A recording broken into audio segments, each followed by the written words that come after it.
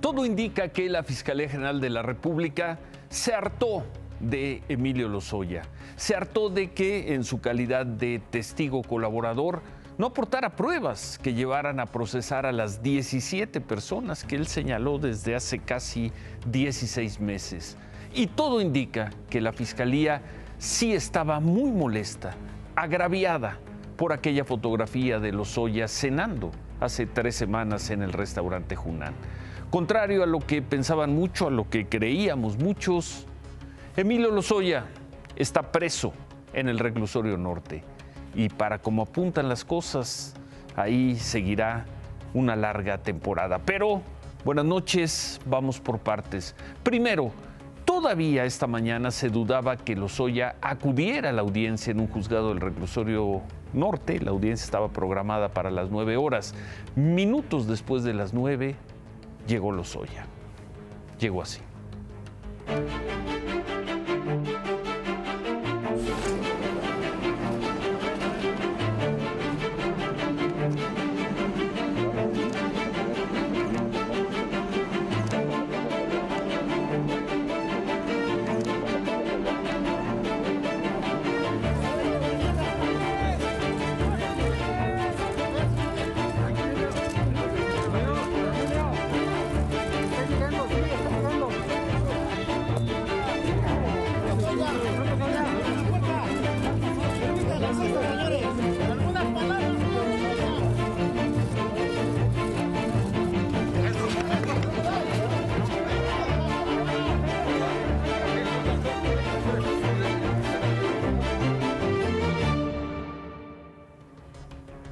Unos pocos reporteros estuvieron en la sala de audiencias del Centro de Justicia Federal en el reclusorio norte. Miriam Moreno fue una de ellas.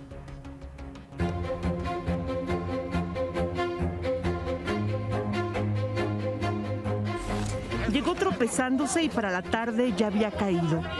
Así, molesto con los medios, a las 9:45 de la mañana Emilio Lozoya ingresó a la sala número 1 de audiencias con su coacusada, su madre Hilda Margarita Austin. Llegó para encontrarse esta vez con una Fiscalía General de la República nada complaciente y con la intención de combatir toda petición de Lozoya. Su pacto estaba roto. El primer revés para Emilio Lozoya y sus abogados ocurrió cuando el juez José Artemio Zúñiga les negó la ampliación del plazo de 30 a 60 días para presentar pruebas, fijando como nueva fecha de audiencia el 3 de diciembre. No más aplazamientos, les dijo. Pero la segunda parte de la audiencia contenía el verdadero punto de interés y tensión entre Emilio Lozoya y la Fiscalía: el debate sobre el cambio de medida cautelar que mantenía en libertad al exdirector de Pemex. El fiscal Manuel Granado solicitó que Emilio Lozoya fuera a prisión preventiva.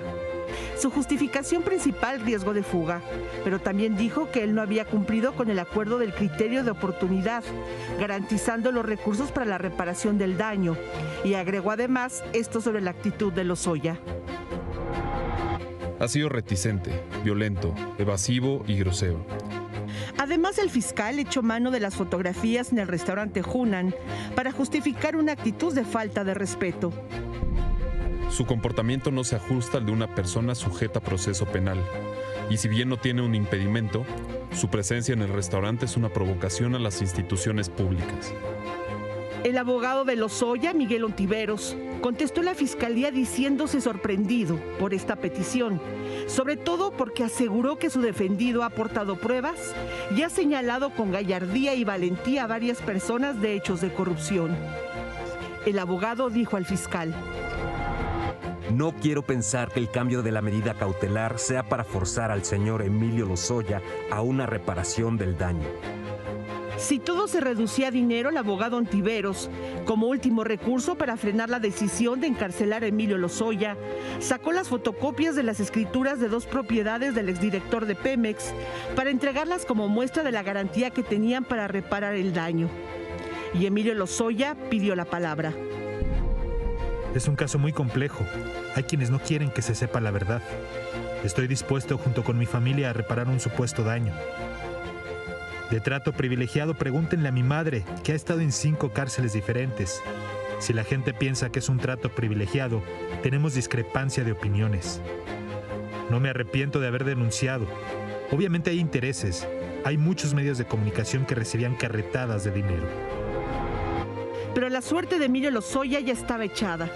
El juez reconoció que existe el riesgo de fuga tanto por los contactos del exdirector de Pemex como por sus posibilidades económicas. Además, el juez consideró que de encontrarse culpable, Lozoya pasaría mínimo 12 años de prisión, por lo que determinó quitarle el brazalete electrónico de localización que le permitía seguir en libertad para mandarlo al reclusorio norte. Y se quedó en la cárcel después de conocerse el fallo del juez de mantener en la cárcel o de llevar a la cárcel a Emilio Lozoya. Sus abogados manifestaron que se mantiene plenamente la colaboración con la Fiscalía General de la República vía esta figura de criterio de oportunidad. Expresaron que se trata de una colaboración sólida y permanente. Miriam, buenas noches. Fuiste una de las 15 periodistas que estuvieron en la audiencia. ¿Cómo se comportó Lozoya? Buenas noches. Buenas noches, Ciro. Respetuoso.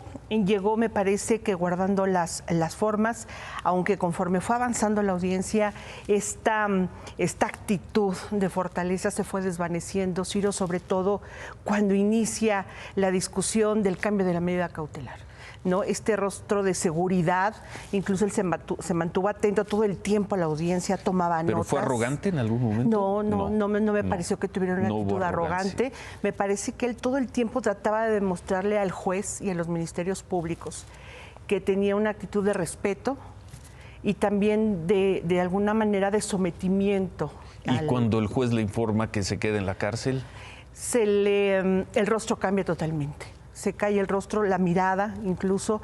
Yo te comentaba que era prácticamente ya un hecho que él iba a enfrentar el cambio de medida cautelar. Ellos fueron informados desde el 1 de noviembre. Entonces, es esta actitud de saber que puede suceder, pero cuando te lo dictamina el juez, indudablemente se descompone el rostro, y no solamente él, yo creo que para muchos la experiencia que hemos tenido en juzgados no pueden mantener la mirada firme, pues ¿no? No. Oye, ¿y la mamá, a qué distancia estaba la mamá de Emilio Lozoya? La mamá estaba pegadita a Emilio Lozoya. Recordaremos que ella está presente en la audiencia porque es coacusada en este caso. ¿Y cómo se comportó? La señora, sorprendente, en una sola pieza.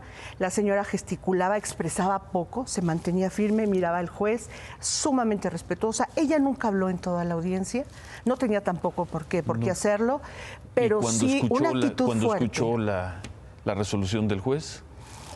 Se quedó mirando de frente. Y ya después, ya cuando empezamos a salir, la prensa, que nos invitan a salir, sí ya voltea y ve a su hijo y seguramente le dejó unas palabras, pero ya nos habían separado. Pero la señora tuvo una actitud de fortaleza, sí, de entereza todo el tiempo en la audiencia. ¿Los fiscales fueron muy agresivos? ¿Cuántos eran? ¿Cuántos fiscales? 4 de la Fiscalía General de la República. Había 2 representantes de la Unidad de Inteligencia Financiera, sí. 2 representantes de Pemex. Sí hubo agresividad. Los fiscales de la Fiscalía General de la República, muy agresivos. ¿Agresivos o incisivos? Agresivos, te voy a decir por qué. Porque más allá de los argumentos legales que llevaban, que eran de poco peso, incluso hizo observaciones el propio juez, era para calificar la actitud de Emilio Lozoya. Lo menos que le dijeron es que tenía una actitud grosera en esta audiencia, se le cuestionó mucho su desarrollo, su actitud, y indudablemente, como ya vimos la pieza, estas fotografías en el restaurante Hunan fueron una y otra vez reiterativas en toda esta audiencia de cambio de medida cautelar. Recuerdo porque estuviste también adentro en la audiencia en la que el juez Delgadillo Padierna le dijo a Rosario Robles que se quedaba en la cárcel, y era un juez casi rayando en la patanería. Sí, ¿El juez de hoy se comportó así? No, para nada. ¿No? ¿Para nada? Para nada. El juez Artemio Zúñiga, otra actitud. Me parece que un buen representante, explicando cada una de las partes de su decisión a Emilio Lozoya, poniendo, argumentando al Ministerio Público por qué no tomaba en cuenta sus argumentos, también explicando perfectamente a la defensa de Emilio Lozoya, y me parece que con una enorme decencia se comportó el juez. Bueno. hablamos al aire. Yo dije, Emilio, veo muy difícil que Emilio Lozoya vaya a la cárcel. Tú dijiste, va a ir a la cárcel. Sí. Siempre sabes más. Pues yo creo que hay que revisar la experiencia de las audiencias, de cómo han sido estos casos en donde hay funcionarios públicos señalados y en donde se ha mantenido siempre la Fiscalía y no podía mantenerse diferente, Ciro. Es que siempre ellos argumentan en la posibilidad económica, las relaciones personales, los amigos y que pueden desencadenar o propiciar un escape o darse a la fuga. Este era, por las consideraciones que veíamos en el caso de Lozoya, decíamos, son los mismos argumentos, las mismas actitudes. ¿Por qué es diferente la Fiscalía esta vez? No podía hacerlo. Simplemente tomando los ejemplos pasados, yo sostenía que él iba a la cárcel. Muchas gracias. ¿A qué hora llegaste al reclusorio? Llegué poco antes de las 4 de la mañana. Bueno, pues a dormir. Muchas gracias. Gracias. Hasta mañana, Miriam. Ciro. A las 4 de la mañana. Gracias. Miriam, el titular de la Unidad de Inteligencia Financiera, Santiago Nieto, tuiteó: felicito a la Fiscalía General de la República por la revocación de la medida cautelar impuesta a Emilio Lozoya y su prisión preventiva. Agradezco al equipo de la Unidad de Inteligencia Financiera el compromiso institucional de analizar hasta la última transferencia ilícita y la colaboración que se brindó en todo momento a la Fiscalía. Dos preguntas quedan esta noche. La primera, ¿sigue siendo testigo colaborador de la Fiscalía General de la República, Emilio Lozoya? La respuesta es sí lo sigue siendo. ¿Cuánto tiempo? No lo sabemos, pero sí lo sigue siendo. Esta noche sigue siendo testigo colaborador, pero ya desde la cárcel. Segunda pregunta, ¿cuánto tiempo va a estar Emilio Lozoya en la cárcel? Hay una audiencia para el 3 de diciembre, pero es una audiencia para desahogar pruebas, no tiene que ver con lo que se conoce como su medida cautelar. Para que saliera de la cárcel, para que regresara a defenderse en libertad, tendría que venir, citarse, convocarse a una audiencia para revisar esta medida. ¿Y cuándo se daría esa audiencia? ¿En semanas, en meses o en muchos meses? Y ahí el juez podría decir que le mantiene la prisión a Emilio Lozoya. En la otra gran noticia del día, el líder de Morena en la Cámara de Diputados informó que la aprobación de la controvertida iniciativa de la reforma eléctrica podría irse hasta mediados de abril, hasta dentro de 5 meses. ¿Cómo ves eso, David?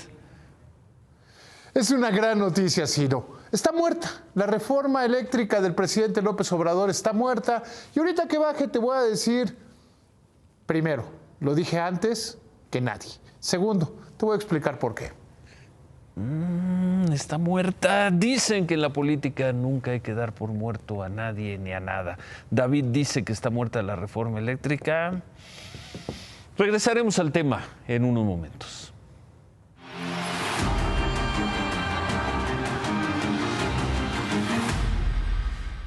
Y sobre esta noticia, la muerte del actor Octavio Ocaña, que murió el viernes pues, con una bala en la cabeza. La Fiscalía del Estado de México insiste en que se disparó accidentalmente luego de chocar. La familia de Octavio ha desestimado esa versión. Incluso informaron que buscaron al presidente López Obrador, quien hoy habló del tema. Me enteré que el papá pidió que interviniéramos. Lo vamos a hacer.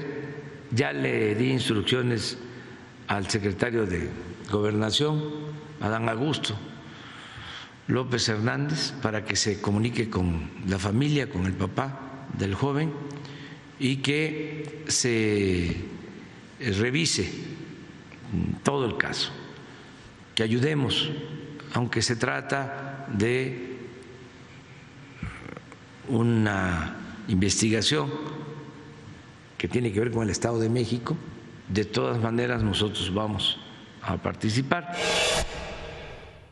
Revisemos y ayudemos, dice el presidente. Hoy la familia de Octavio Ocaña volvió a señalar la actuación de la Policía Municipal de Cuautitlán Izcalli. Cuando le dispararon, en ese momento chocó y en ese momento ellos le dispararon, entraron y le dispararon en la cabeza, así de fácil. Así de fácil, así de fácil fue. Se le hizo fácil entrar y pum, y darle un balazo. La familia del actor Octavio Ocaña insiste en desconfiar de la actuación de los policías municipales de Cuautitlán Izcalli durante la persecución en la que murió.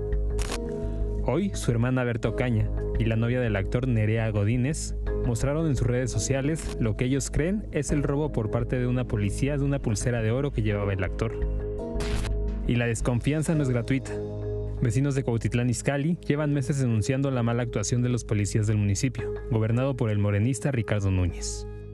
Desde agresiones físicas a los ciudadanos o intentos de extorsión. Si usted nos quiere multar, múltenos, pero que se especifique por qué nos está multando. Y vamos hasta donde lleguemos. Sin ningún problema. Esta camioneta es de empresa, tenemos abogados. Y si esto procede... Yo no soy abogado, y por eso te paro. A pesar de que las infracciones de tránsito en Cuautitlán Izcalli fueron suspendidas desde abril, justamente para evitar las extorsiones de los policías, estas siguen ocurriendo. Es común que las patrullas detengan autos con placas foráneas, como el caso de la camioneta del actor Octavio Ocaña, que traía placas de Morelos. Los videos y denuncias son expuestas en redes sociales constantemente, sin que pase nada. Y lo que quiero es justicia. Vuelvan a abrir la carpeta, nada, que ya cerramos, que se metió un tiro y a chingar a su madre. Bien pendejos. No va a ser así.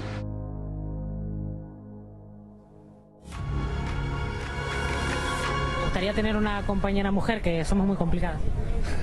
No, imagínate donde te gana una mujer, ahí sí ya es el colmo. Entonces, mejor que se vaya a la cocina.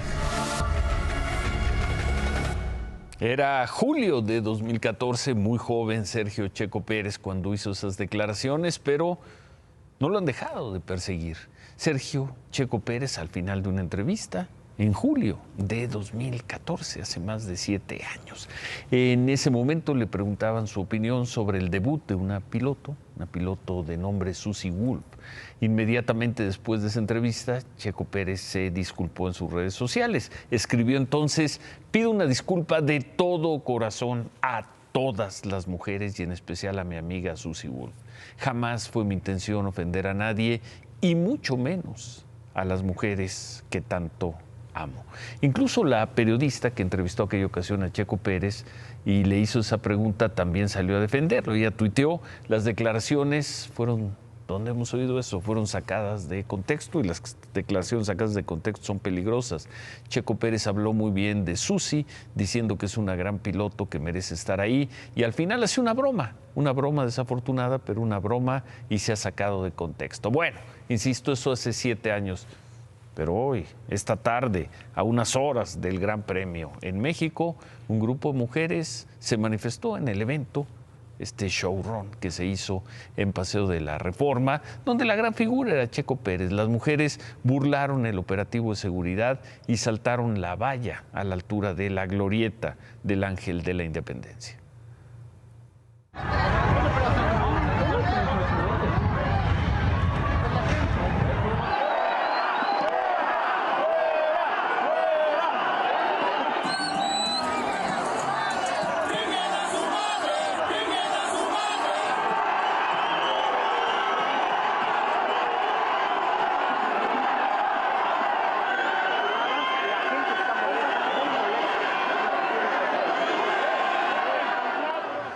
Los policías trataron de contener a las mujeres, como se dice en el argot policíaco, las encapsularon en la escalinata del Ángel, después las condujeron a la glorieta de La Palma, hay que decirlo también, entre abucheos de los asistentes que iban a ver los autos, iban a ver a Checo Pérez.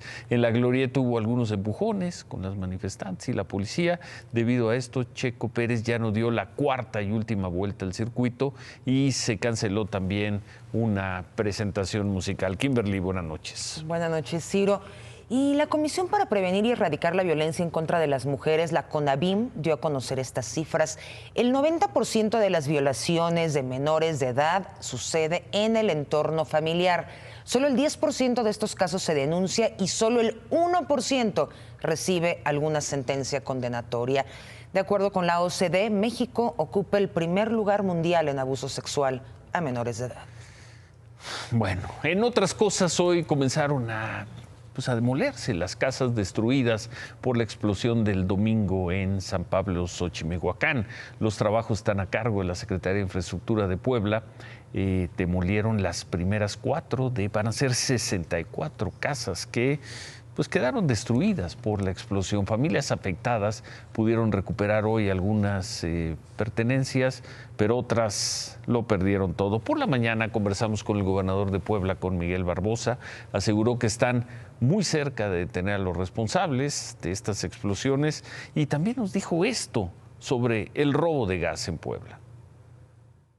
Es una intensa actividad criminal a todos los niveles, que está generada desde luego por el solapamiento de cierto nivel de autoridades. Quienes venden el gas robado son las gaseras, y lo que sí necesitamos es que Profeco actúe con más rigidez, rigor sobre las gaseras. Si Profeco no las revisa, gobierno del estado y gobiernos municipales las van a revisar.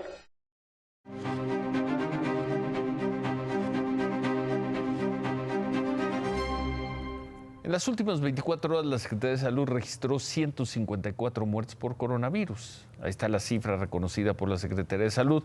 Pero hoy bueno, también, y como vemos todas las noches, la cifra de exceso de mortalidad reconocida por el Registro Civil. Esta segunda cifra fue actualizada hoy.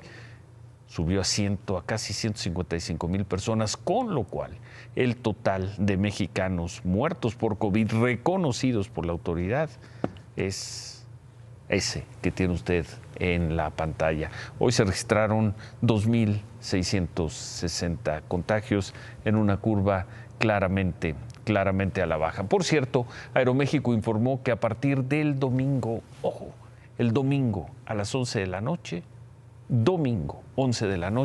comenzará a pedir pues los requisitos sanitarios que exige Estados Unidos. Para las personas que viajen a Estados Unidos, se mantiene el requisito de presentar una prueba negativa en las 72 horas previas al despegue del vuelo, pero además los pasajeros que cuenten con un esquema completo de vacunación contra COVID deberán presentar el certificado de vacunación emitido por el gobierno. El problema, y venimos diciéndolo desde hace varias semanas, es que Estados Unidos solo acepta las vacunas Johnson o Janssen, la Pfizer, Moderna, AstraZeneca, Covishield, Sinopharm y Sinovac. Los mexicanos vacunados con Sputnik o con CanSino no van a poder entrar a Estados Unidos a partir de la medianoche del domingo. Bueno, por cierto, hoy la Organización Mundial de la Salud autorizó la vacuna Covaxin, desarrollada y producida en la India. Es la octava vacuna en recibir la aprobación de la OMS. ¿Qué pasa con Sputnik y CanSino? De CanSino estamos en espera de una fecha de resolución, y de Sputnik, ¿qué pasa con Sputnik? El proceso no ha concluido, Ciro. No hay fecha para cuándo se pueda ¿Qué cosa? aprobar esta vacuna. ¿Cuántos jóvenes fueron vacunados con Sputnik y no van a poder entrar a Estados Unidos a partir de ya, de la medianoche del domingo? Así es, y hoy fueron sepultados en la comunidad de Tarecuato, Michoacán, los 11 hombres que fueron asesinados el lunes.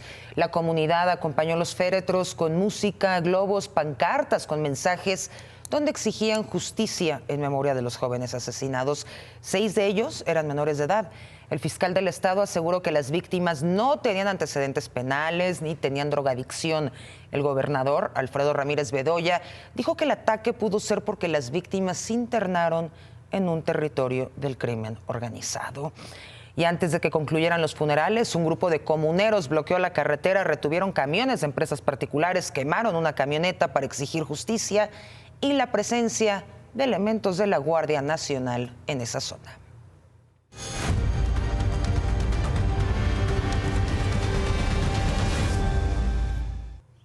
Esta mañana el presidente López Obrador lamentó que elementos de la Guardia Nacional le dispararan una camioneta en la que viajaban migrantes en Pijijiapan, Chiapas.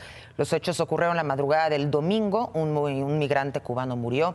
El presidente criticó que la Guardia Nacional haya reaccionado así y dio instrucciones para que se pusieran a disposición del Ministerio Público a los elementos involucrados.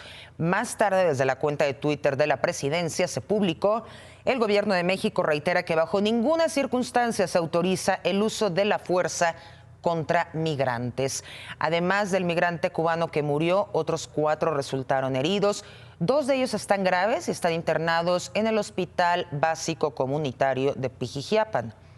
Y bueno, en otras cosas, el lunes de la semana pasada, recordará Ciro que el gobernador de Nuevo León, Samuel García, decía que iban a ir a ver al Papa Francisco. La semana pasada, sí. Después de que su esposa Mariana Rodríguez se cortara el cabello para apoyar a los niños de cáncer. Pues sí, Samuel García y Mariana Rodríguez sí estuvieron hoy en el Vaticano, pero en realidad se trató de una audiencia pública como las que tiene el pontífice todos los miércoles. Por supuesto que la pareja compartió sus experiencias en redes sociales, incluido este momento.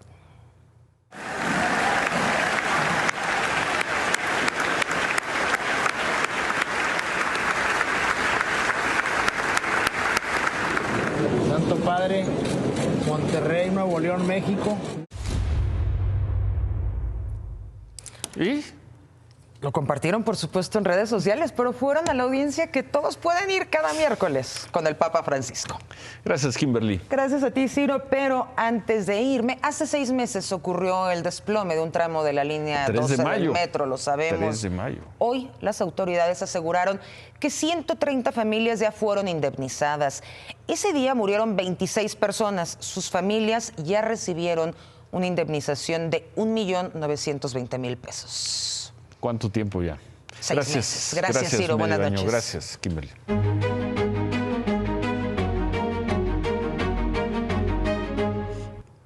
A ver, con este tema, la reforma eléctrica, la iniciativa de reforma eléctrica del presidente López Obrador, pues todo indica que se va a ir hasta, si le va bien y si es aprobada, será hasta abril del próximo año. Las fracciones de Morena, del Partido del Trabajo y el Verde Ecologista en la Cámara de Diputados acordaron diferir la discusión y aseguran que la prórroga no se debe a que no tengan la mayoría calificada, es decir, 2/3 partes de los votos, para aprobar esta reforma. No es un asunto de números, es un asunto de convicciones y de convencer. No nos apura. Lo que nos apura es que se debata y que los mexicanos sepan, todos. Pues entonces a los diputados de Morena no les apura aprobar en este año o principios del próximo la iniciativa de reforma eléctrica. El propio coordinador Mier escribió más tarde en su cuenta de Twitter: nos propusimos concluir el proceso que incluye la aprobación en Cámara de Diputados, senadores y al menos 17 congresos locales a más tardar el 15 de abril. Le insistimos a los propietarios y ejecutivos de empresas generadoras que participen en el debate. Bueno, este anuncio coincidió, y quizá no tenga nada que ver, pero coincidió con la visita de Ken Salazar, el embajador de Estados Unidos, a Palacio Nacional. Se reunió con el presidente López Obrador. ¿Sí? ¿No? Esto dijo. Embajador, buenas tardes. ¿Embajador? ¿Vio al presidente, embajador? Aquí cuando vengo al Palacio, veo a gente muy importante. ¿Al presidente el día de hoy? Veo a gente muy importante. Bueno, suponemos que la gente más importante de Palacio Nacional es el presidente López Obrador. Lo que no dijo el embajador Salazar, pero sí escribió más tarde en Twitter, fue este mensaje: sostuve importantes reuniones con el gobierno federal para hablar sobre la reforma energética. Quiero aprender más sobre el ímpetu de esta reforma. Expresé serias preocupaciones de Estados Unidos. Nos comprometimos a continuar el diálogo sobre este crítico asunto los próximos días.